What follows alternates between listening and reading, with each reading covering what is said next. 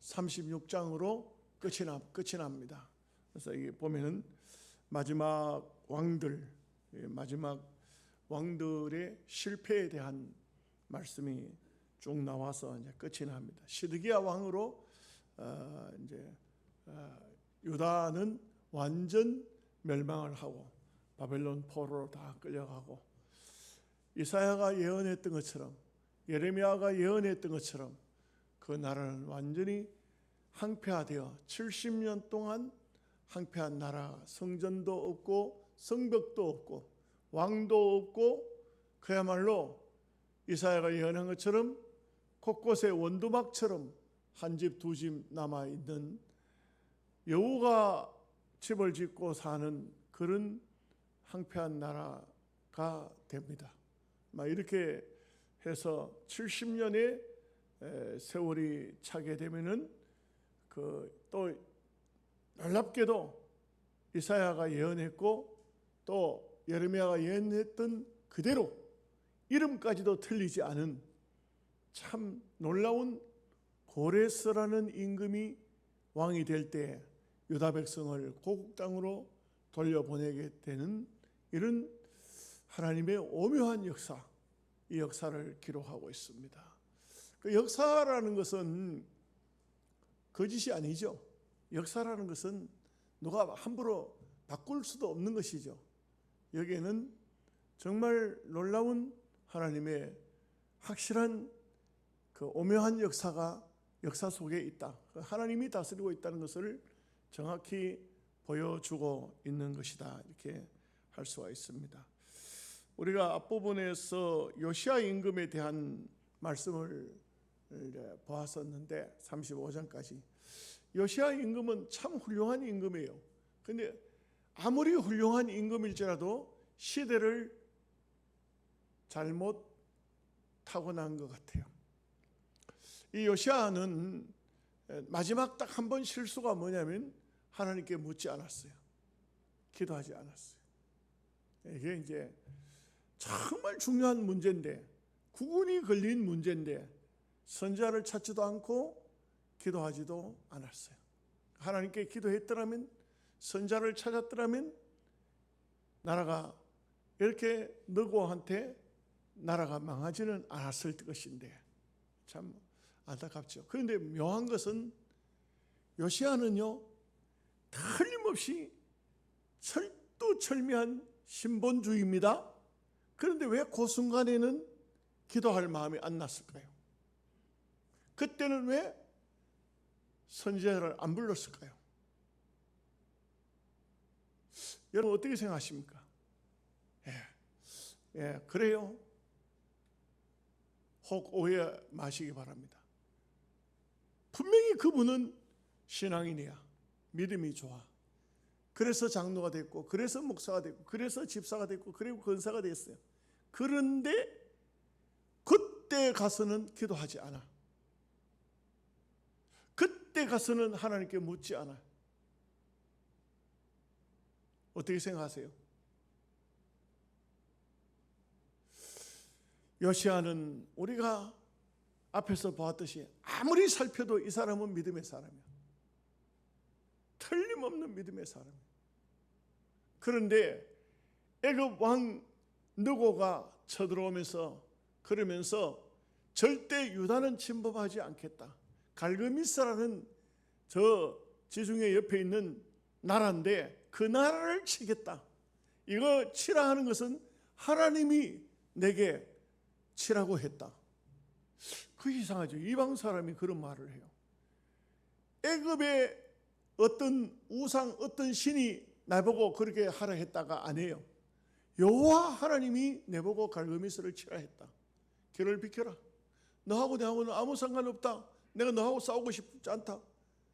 그런데 요시야는 그걸 가로막아요. 가로막습니다. 안 된다고. 유다를 거쳐서 못 간다고 막았어요. 애굽 왕이 경고했지만 오히려 변장을 해요. 이상하죠. 정말 이상하죠. 그렇게 하면 안 되는데, 그렇게 해서 안 되는데 그렇게 해요. 결국은 그 길로 말미암아서 유다는요, 요시야는 죽고, 그리고 그 아들이 왕이 됐지만, 왕을 애굽 임금이 그래요. 너희들 마음대로 왜 왕을 세웠냐? 이제 또 간섭하기 시작합니다. 이제 너희들 마음대로 왜 왕을 세웠느냐? 벌금 내라. 이래가지고 벌금을 매겨요. 나라가 막 국군이 완전 기울은 상태에서 이 벌금 내는 것도 쉽지가 않아요. 이렇게 벌금 내고 왕을 세워놨는데, 그러면 그 다음 왕도 하나님 앞에 막 기도하고 좀 열심히 선지자를 찾고 이랬으면 좋겠는데, 선지자가 이때 또 보통 선지자가 있었던 게 아니에요. 이때 예레미야가 있던 시대예요. 그런데 선지자를 찾지 않아요. 아니, 선지자가 예레미야서를 보면 여러 번 예언의 말씀을 해요. 근데도 안 들어. 안 듣는 정도가 아니에요. 예레미야서를 뺏어가지고 와서 예레미야서를 비서관한테 읽으라 그래요.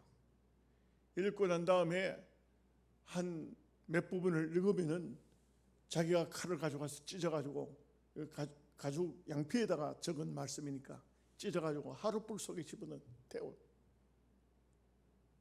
하나님 말씀을 다 불태워버려요.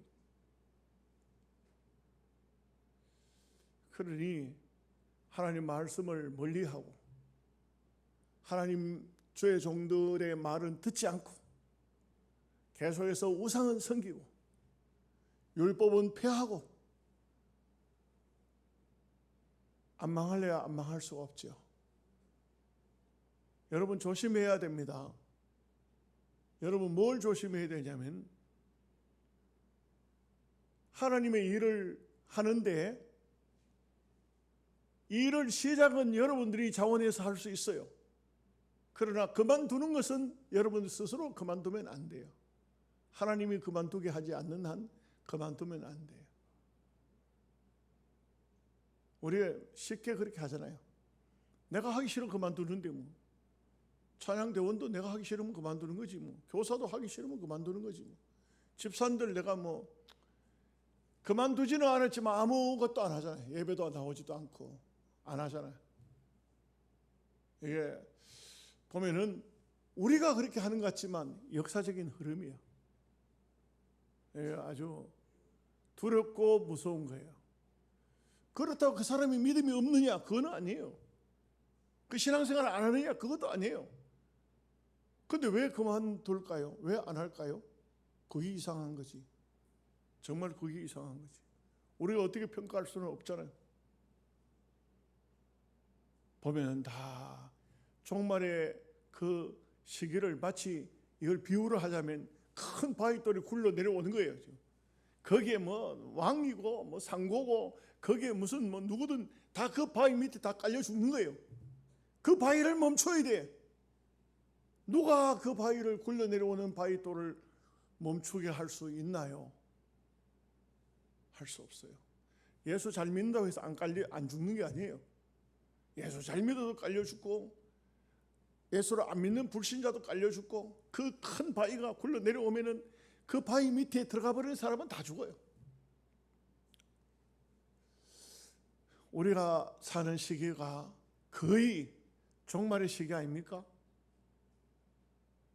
종말의 시기에 말씀을 전하는 목회자로서 느끼는 것은 절대로 말을 안 듣는다는 것이, 교인들이. 이런 말도 집사람은 제발 좀 하지 마세요. 나는 제발 좀 해야 된다. 왜냐하면 설교자가 돼 보면 알아요. 참 시대적으로 어려운 시대인 것 같아. 우리 요양원에는 이제 풀이 감당이 안 되니까, 이게 여러분 농사 짓는 분들 어떻습니까? 풀 감당됩니까? 풀이 감당이 안 돼요. 꽃을 심으면 꽃보다 풀이 더 많아. 곡식 심으면 곡식보다 풀이 더 많아. 곡식은 잘못하면 금방 죽어버려요. 그런데 풀은 절대 안 죽어. 안 죽어. 와, 그래가지고는 할 수 없이 내가 혼자서 감당이 안 되니까 전부 풀만 만들어 놓을 수는 없잖아요. 그래서 이제 일꾼을 사가지고 풀 좀 매달라고 이제 일꾼을 사. 풀을 안 매. 다른 거 하고 있는 거야. 나는 돈 주고 일을 시켰어요. 그러면 내 말을 들어야 되잖아. 근데 자기 얘기를 해요. 아, 지금 풀 뽑을 때가 아닙니다. 이거는 뚝부터 쌓아야 됩니다. 아니, 근데 풀 뽑아. 아, 그러면 안 됩니다. 뚝부터 쌓아야 됩니다. 안 듣는 거야. 내가 곧 입에서 내가 나와요. 말이 나오려고 그래. 내가 돈 주고 양반을 당신 시키잖아. 그 말이 나오려고 그래. 그러면은 아마 잘은 모르지만 다시는 안 올 거예요. 그래가지고 이틀이면 풀을 뽑을 것을 이틀 뽑고 또 이틀 뽑고 또 이틀 뽑고 일주일을 뽑아도 아직까지 저 위에 남겨놨어. 왜? 그 다음에 또 자기 생각은 또 부르면 또 와야 되니까. 돈을 계속 벌어 먹어야 되니까 일거리를 만들어 놔야 되지. 다 안 뽑아. 야, 그거 참 희한하더라고요. 예. 이게 정말 종말의 징종 같아. 안 들어요. 여러분들 자식들, 손자, 손녀들 말 듣습니까? 안 들어. 안 들어. 정말 안 들어. 청개구리만 안 듣나요? 저는 보니까 제가 볼 때는 마지막 종말이 되면은 다 안 들어. 종말이 되면 다 안 들어. 여러분들이 웃는 분들은 뭔가 감이 와가지고 참 그러네. 가만 생각하고 안 듣네.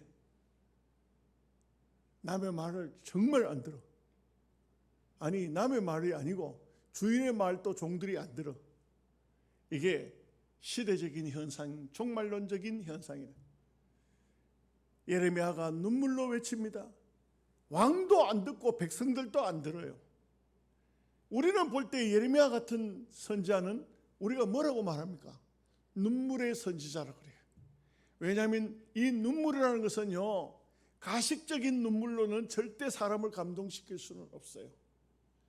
여러분 연속곡 보면서 감동이 됩니까? 물론 또 어떤 바보 같은 사람 따라 울어 그거 보고. 근데 그거 다 가짜거든? 금방 아들 하던 놈이 또 아버지 하기도 해. 이게 얼마나 가짜예요.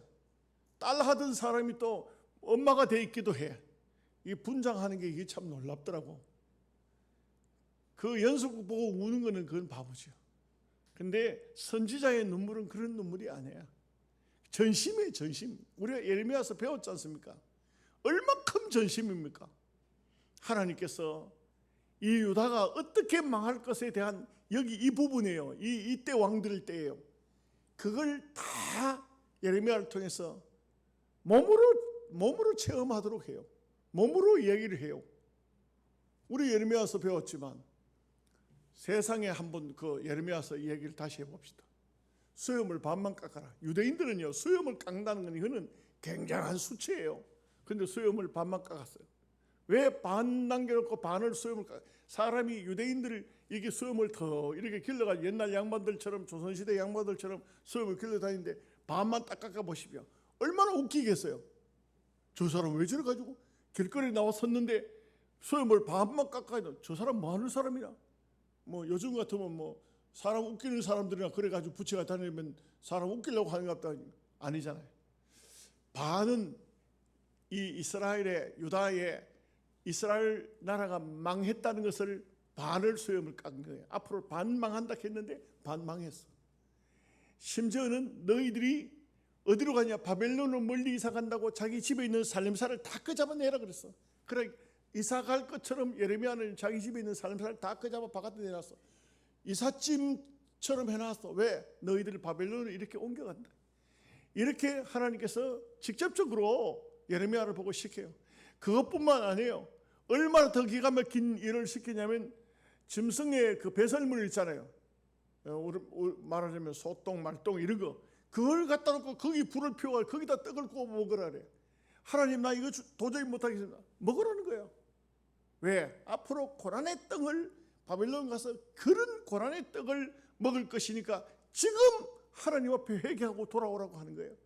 이 예레미야는 하나님의 말씀을 순종하기 위해서 심지어 얼마나 유다 백성의 말씀을 안 듣는지 나중에는 이렇게 해요. 어떻게? 너의 부인을 내가 먼저 데려가겠다. 죽이겠다. 세상에 선지자가 그 하나님의 말씀을 순종하기 정말 어렵고 힘든 때인데 그렇게 고통을 받고 집에 돌아오면 부인이라도 여보 오늘 또 고생 많이 하셔서 하나님 말씀 순종하느라고 얼마나 애잡쌌어 좀 쉬세요 해가지고 부인의 내조를 받으면 그래도 좀 마음이 풀리잖아요. 그런데 하나님께서 너의 부인을 죽여서 먼저 데려가겠다. 이만큼 그렇게 해서 예레미야는 굉장한 아픔을 자기 스스로 체험토록 해요. 그 아픈 마음을 가지고 나가서 외치는데 그걸 찢어가지고 불을 태워버려요. 그걸 하나씩 끊어가지고 화롯불 속에 집어넣는 이 시대가 어떤 시대일까요? 바로 이 시대를 지금 우리가 배우고 지금 이 마지막 종말의 시기 이걸 지금 보고 있는 거예요. 이 시대예요. 이 시대. 예레미야가 외쳤던 시대. 참으로 우리가 살아가는 시대가 그런 시대예요. 지금 대한민국이 지금 그렇게 돼 가고 있어요. 희한하게 와 정말 기가 막힌 게 영 아닌데 잘하는 것으로 국민의 82%가 잘한다고 그래요. 전부 막 말도 안 되는 사람들이 정부 요직 자리에 다 와 들어앉아요. 지금 딱 예레미야가 외치던 이 종말의 시기가 대한민국의 시기 같아요. 어떻게 될런지 모르겠어요. 여러분 뭐 경제적인 부흥 어쩌고 쓸데없는 소리 하지 마세요. 나라가 망할 때는 한순간에 망해요. 한순간에 접어버려요. 한순간에 끝납니다. 예. 인기가 뭐 좋고 쓸데없는 얘기하지 마세요. 우리는 그런 것을 보는 것이 아니고 하나님 말씀을 봐요. 역사적인 시대적인 종말을 보는 거예요. 역사적인 시대적인 종말을 보면은 보이는 거예요. 이게 보인다고. 세상이 다 보인다고요. 근데 대체적으로 보니까 다 정치에 아부하더라고. 우리 총회장도 그 볼 때 나는 볼 때 그게 아닌데 무슨 뭐 종교인 대회를 종자연이라는 곳에 가가지고 막 중들하고 신부 중 같이 손잡고 중간에 이재명 대통령이 서고 그 같이 손잡고 그 손잡을 자리인가요? 그 갈 자리인가요? 거기서 무슨 거기서 하나님을 부를 거예요? 부처님을 부를 거예요? 거기서 신부가 천주님을 불러서 기도할 거예요? 뭐 할 거예요? 이게 참 뭐 보면 예레미야에서 여러분 한번 읽어보십시오. 거기 그런 게 다 나와요. 다 나와. 다 나옵니다. 예레미야서는 이 시대하고 딱 맞물려 있는 시대예요. 요 시대라고. 이때 예레미야가 외치던 때예요. 자 오늘 계속 서론만 할 수 없으니까 본론을 보도록 하겠습니다. 1절 말씀 다 함께 같이 읽겠습니다. 그 땅에 백성이 요시아의 아들 여호아스를 세워 그의 아버지를 대신하여 예루살렘에서 왕으로 삼으니 그러니까 요시아가 죽자 여호아스를 그 아들 여호아스를 왕으로 세웠다는 건 당연한 거잖아요. 당연한 거잖아. 당연한 건데 이걸 느고가 와서 시비를 거는 거예요. 왜 시비를 거느냐? 느고는 이미 자기를 한번 막았던 그 유다를 하나님의 뜻에서 갈그미스를 치러 갔던 이 느고를 막았으니까 느고가 이제는 그 유다를 점령해버리고 요시아를 죽이고 난 다음에 점령해버리고는 이제는 너희들 뜻대로 왕을 세우면 안 된다 이게. 이제는 왕을 세워도 우리한테 물어보고 세워야 된다 이거예요 지금. 이런 나라가 얼마나 약해졌으면 자주를 잃어버렸어요. 예? 이제는 이렇게 참 애굽 왕한테 이제는 잘 보여야만 나라가 유지가 될 정도로 힘들고 말았어요. 이게 오늘 우리 대한민국도 옛 역사를 찾아보면 다 이렇잖아요. 일본한테 중국한테 이렇잖아요. 맨날 중국을 대국이라고 맨날 섬겼어요. 그 참 보통 일이 아니죠. 그리고 지금 그게 아예 몸에 배어가지고 지금은 중국을 큰 집이라고 해요. 그걸 좋아해요. 이게 아마 이 백성들의 마음이 옛날부터 가지고 있던 그 습성이 그냥 그대로 물들어 있는 거예요. 자, 2절 말씀 보겠습니다. 여호아스가 왕위에 오를 때 나이가 23세더라. 그가 예루살렘에서 다스린 지 석 달에, 결국 석 달밖에 안 돼서 석 달. 이게 얼마나 1년도 왕노릇을 1년도 못했어. 예? 윤석열 대통령은 2년 몇 개월 했죠. 3년도 못했죠. 이게 얼마나 기가 막힌지. 3절 말씀 보십시다. 애굽 왕이 예루살렘에서 그의 왕위를 폐하고 또 그 나라에 은 100달란트와 금 1달란트를 벌금으로 내게 하며 너희들 왜 왕을 물어보지도 않고 세웠냐게. 이 말이 됩니까? 우리로 따지면 조선의 왕은 조선 사람들이 세우는 것이지 왜 일본 사람이 중국 사람이 왕을 너희들 마음대로 세우냐. 맨날 중국에서요 우리가 왕으로 세워가지고 그 중국에 가서 허락을 맡아야 돼. 세자부터 허락을 맡아야 돼. 중국에 가서 허락을 안 해주면은 그 왕을 세우면 또 와서 벌금 매기는 거예요. 벌금을 어떻게 매깁니까? 처녀 500명 바쳐라. 그러면 막 조선 땅에 있는 처녀 어린 애들까지 여자란 여자는 다 그냥 붙잡아다 갖다 바쳐야 돼. 이게 얼마나 기가 막혀요. 처녀를 바치라 하니까요 막 열 몇 살 되는 거 시집 보낼 뿐이야. 예. 그런 비극이 막 벌어지는 거예요. 비극이. 왜냐하면 아줌마는 안 되니까 처녀만 갖다 바치라 하니까. 또 말을 몇백 필 보내라 하면 제주도 있는 말들을 중국까지 보내야 되잖아요. 이 보통 일이 아니에요. 그냥 다 먹을 걸 빼앗기고 사람 빼앗기고. 이게 이 조선시대에 참 오랜 세월 500년 동안 그 중국한테 빼앗길 걸 다 빼앗겼던 그 우리의 과거의 전력들이 있잖아요.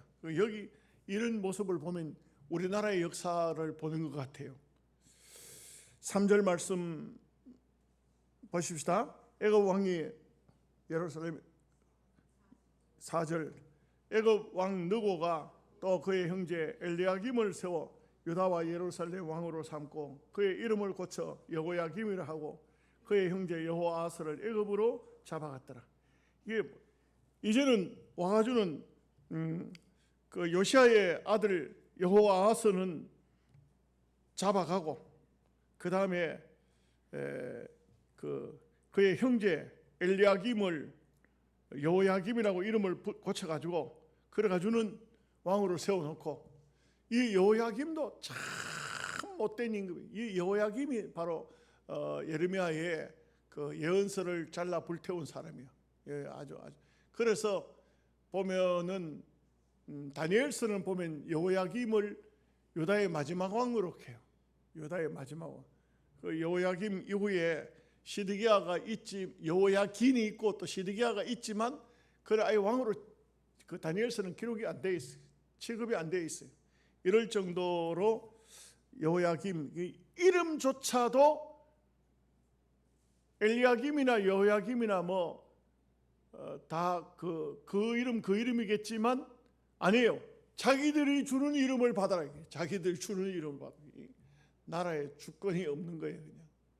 그냥 나라로서의 지금 현재 그 어떤 권한도 갖지를 못한, 나라답지 못한 이런 모습이 되어 있다. 이렇게 볼 수가 있습니다. 일본 사람들이 우리나라를 점령해서 30년 동안 우리 주권을 다 뺏어버리고 그리고 한일 합방, 한국과 일본을 합방을 시키고 그러고 난 다음에 한 게 뭐예요?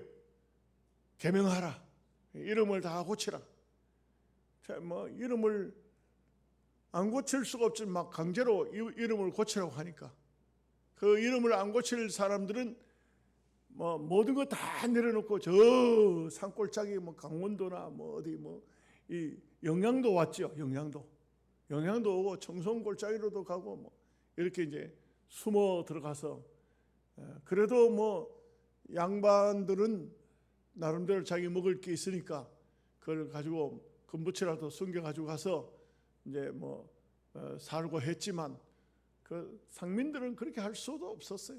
전부 다 아무리 애국심이 있어도 못 사는 거야. 그래 할 수가 없었다고.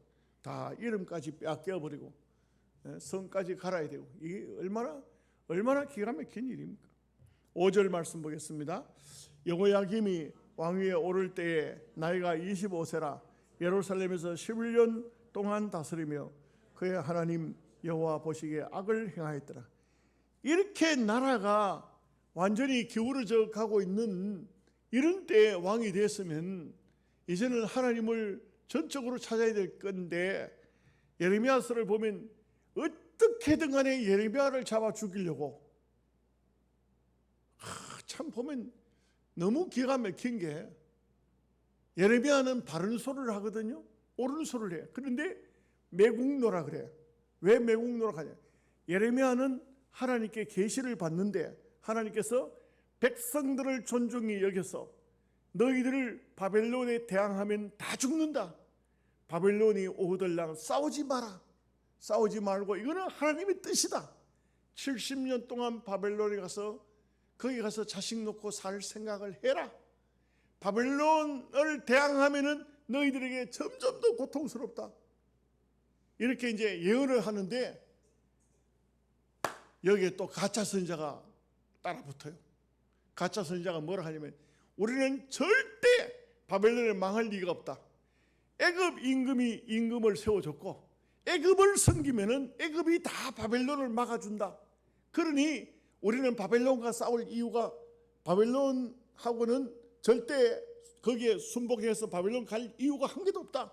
뭐하러 바벨론에 포로로 가느냐? 우리가 이 땅에 살면 애굽이 지켜준다. 우리가 중국을 큰 집으로 모시고 중국을 잘 섬기면 일본 사람들에게 절대로 망할 일이 없다. 중국이 다 우리를 지켜줄 것이다. 어때요? 성경의 말씀이나 똑같은 얘기잖아요. 성경이 어떻게 우리나라 역사를 기록했나? 이렇잖아요. 그런데 백성들이 대항했죠. 바벨론이 쳐들어오니까 그들과 대항해서 싸웠어요. 그 바벨론이 기심하게 생각하니까 잡아갈 때는 여호야김은요, 그냥 잡아가는 게 아니에요. 그 두 아들을 여호야김이 보는 앞에서 때려서 죽여버려요. 그리고 여호야김은요, 누나를 뽑아버려요. 이 얼마나, 왕의 두 누나를 뽑아버린다니까요. 왜? 하나님 말씀을 그렇게 전했는데도 그렇게 듣지 않았어요. 이 바벨론이 잡아갈 때 그냥 잡은 게 아니에요. 얼마나 열받아서, 소위 말하면 열받았어. 열을 받아가지고 이래가지고 잡혀가니까 이스라엘 유다 백성들이 바벨론 가서 직사게 고생한 거예요. 얼마나 고생했는지 몰라요. 예레미야의 말처럼 항복을 일찍이 하고 하나님 뜻인갑다고 받아들였더라면 이렇게 고생하지 않았어요. 그런데 죽으라고 하나님 말씀을 안 듣는 거야. 끝까지 거역하는 거예요. 끝까지 안 듣고 예레미야를 결국은 잡아다가 웅덩이에 집어던지고 감옥에 가두고, 이 예레미야를 그래도 하나님의 선지자라고 죽이지는 못했어. 예레미야에게 엄청난 고통이 왔죠. 여러분은 어떻습니까? 절대 하나님 말씀을 받지 아니한 이 유다 백성들의 마지막 모습은 어떤 모습일까요? 오늘 대한민국 국민들의 모습이 아닐까요? 이렇게 하면 안 된다고 하는데 아무도 안 듣잖아요. 다 저의 종들은 다 공산 사상을 가지고 있고 나라가 망하는 동성애를 한다 하는데, 그 찬성하는 목사들도, 큰 대형 교회 목사가 그걸 다브리 이해를 대한민국에 유치하겠다고, 다브리 CC보다도 더 나쁜 게 다브리 이해를. 그런데도 이 장자교단이라고 말하는 합동측 교회, 제일 큰 교회를 담임하고 있는 목사가 거기 위원장이 돼가지고 다브리 이해를 설치하게 대한민국에 하겠다고. 나한테도 계속 문자를 보내는 거예요. WEA를 환영해 달라는 거예요. 문자가 계속 와요. 아마 우리 부목사한테도 오는지 모르겠어요.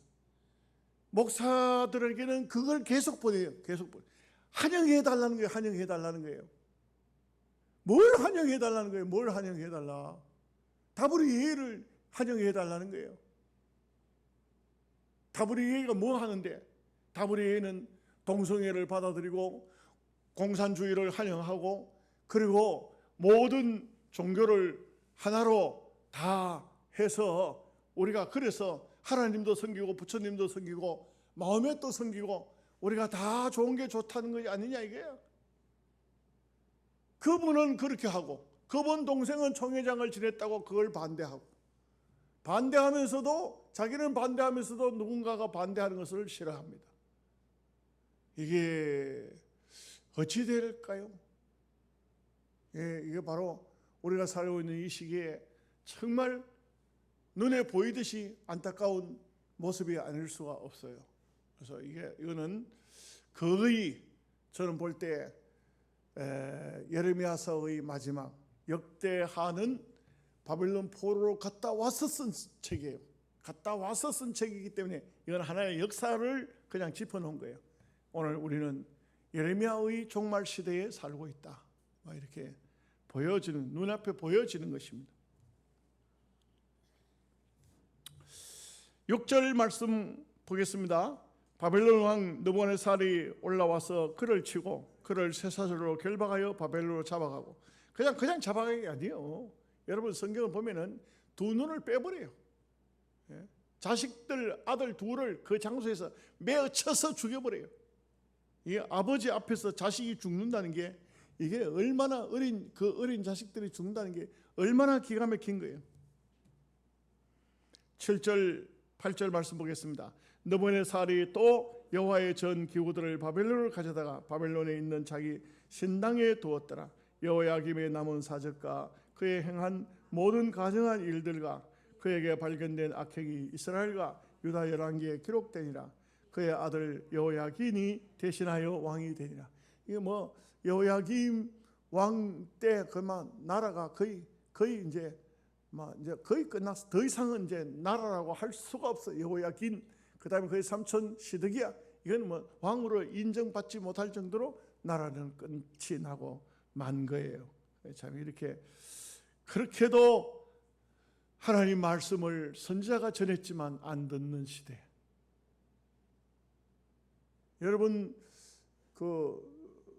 여러분들은 저는 볼 때 적어도 오늘 예배에 나온 여러분들은 다 믿음의 사람이에요.